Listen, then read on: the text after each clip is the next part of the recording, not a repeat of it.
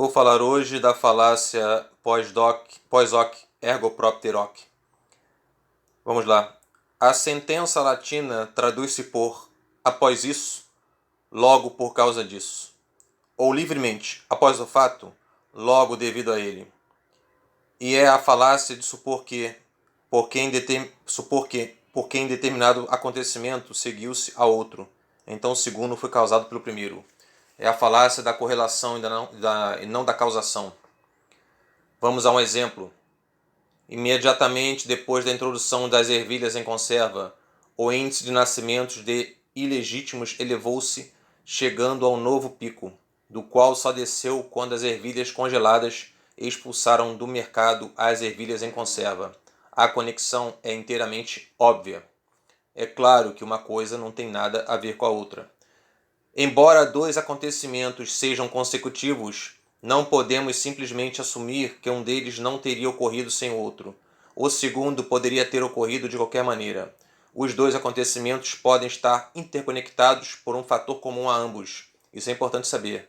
Eles podem estar interconectados por um fator comum a ambos. A maior prosperidade pode influenciar nossa propensão a consumir ervilhas em conserva e também nossa propensão a realizar atividades que aumentem o índice de nascimentos ilegítimos. As crianças pequenas em máquinas de jogos oferecem uma ilustração vívida da falácia pós-hoc ergo propter hoc. Elas muitas vezes podem ser vistas com os dedos cruzados, os olhos fechados, pulando numa perna ou em qualquer outra contorção física que alguma vez tenha precedido uma vitória. Elas vinculam suas preparações aleatórias com o resultado de sua sorte. E nisso não diferem nada de apostadores mais adultos, cujos pés de coelho e outros amuletos escondidos denunciam a mesma suposição. Se funcionou uma vez, funcionará de novo. Infelizmente, dificultando nossa habilidade de previsão, todos os acontecimentos são precedidos por um número infinito de outros acontecimentos. Antes que possamos atribuir a ideia de causa, precisamos de mais que a simples sucessão no tempo. O filósofo David Hume indicou a regularidade como principal requisito, com alguma contiguidade no tempo e no espaço. É mais plausível que descrevamos um germe como a causa de uma infecção num homem se a sua presença precedeu regularmente a infecção e se ele for encontrado no corpo que está infectado. Para você dizer que uma coisa é causa da outra, essa coisa tem que ter regularidade de acontecimento. O encanto da falácia pós-hoc ergo propter hoc aparece quando deixamos para trás a ideia cotidiana de causa e efeito. Embora suponhamos compreender os mecanismos por meio dos quais um acontecimento leva ao outro, Hume mostrou que isso se resume à nossa expectativa de regularidade. Você tem uma expectativa de regularidade, então você comete a falácia. A chama da vela do dedo e a dor subsequente são chamadas de causa e efeito, porque temos a expectativa de que um decorra regularmente da outra. Evidentemente, forjamos todo tipo de explicações como fios invisíveis interligando as duas coisas, mas elas, em última análise, consistem em interpor eventos não observados entre o nosso primeiro acontecimento e o nosso segundo acontecimento. Como podemos saber se estes eventos são observados? Como podemos saber se esses eventos não observados são realmente a causa? Isso é fácil. Eles sempre se seguem uns aos outros. Esta lacuna em nosso conhecimento oferece uma vaga na qual as falácias podem estacionar à vontade.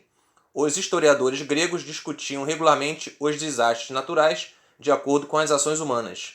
Ao buscar a causa de um terremoto, por exemplo, podemos encontrar Heródoto ou até Tucídides discutindo seriamente os acontecimentos que o precederam antes de concluir que a causa foi provavelmente um massacre previamente perpetrado pelos habitantes da cidade atingida.